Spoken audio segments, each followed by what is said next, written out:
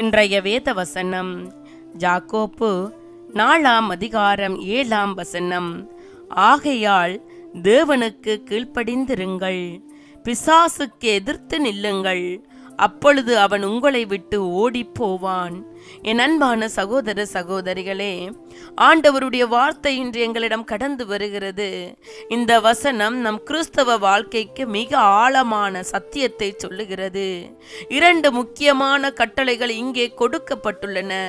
முதலாவது தேவனுக்கு கீழ்ப்படிதல், 2வது பிசாசுக்கு எதிர்த்து நின்றல். தேவனுக்கு கீழ்ப்படிதல் என்பதன் அர்த்தம் என்ன தெரியுமா? அது தேவனுடைய சித்தத்தையும் அவர் வார்த்தையை ஏற்றுக்கொண்டு நம் சுய விருப்பங்களை விட்டுவிட்டு தேவனுடைய அதிகாரத்திற்கு அடிபணிவதாகும். ஒருவர் தேவனுக்கு கீழ்ப்படிந்திருந்தால் அவர் வாழ்வில் தேவனுடைய கிருபை நிறைந்திருக்கும். பிசாசுக்கு விரோதமாக நில்லுங்கள் என்பதன் பொருள் என்ன தெரியுமா?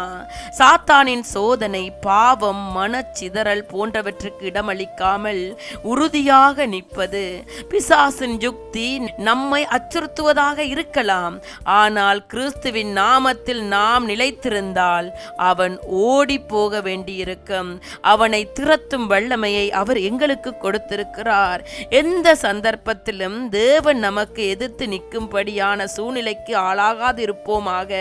நாம் பெருமை கொண்டால் இந்த சூழ்நிலை ஏற்படும் என்பதால் பெருமை கொள்ளாதபடி கவனமாக நாங்கள் இருப்போமாக. மனிதருக்குள்ளே மேன்மையாக எண்ணப்படுவது தேவனுக்கு முன்பாக அருவருப்பாய் இருக்கிறது என்பதையும், நமக்கு இருக்கும் ஒவ்வொன்றும் நாம் பெற்று கொண்டவை என்பதையும், தேவன் தமது கிருபையினால் நம்மை இரட்சித்திருக்காவிடில் பாவத்தில் உழன்று இறுதியில் நரகத்திற்கு செல்கிறவர்களாக இருப்போம் என்பதையும், அவருடைய கிருபையின்றி நம்மால் வாழ முடியாது என்பதையும் எப்பொழுதும் நினைவில் நாங்கள் கொண்டவர்களாக இருக்க வேண்டும். அப்படியானால் பிசாசு நம்மை ஓடி போவதற்கு 2 நிபந்தனைகள் தான் உண்டு.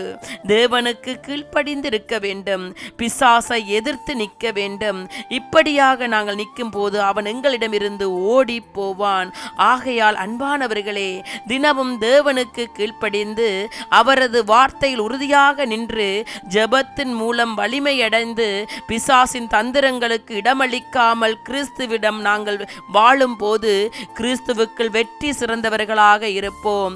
தேவன் எங்களை அழைக்கிறார். அவருடைய வழிகளில் வந்து விடுதலைகளை பெற்றுக் கொள்ளுங்கள்.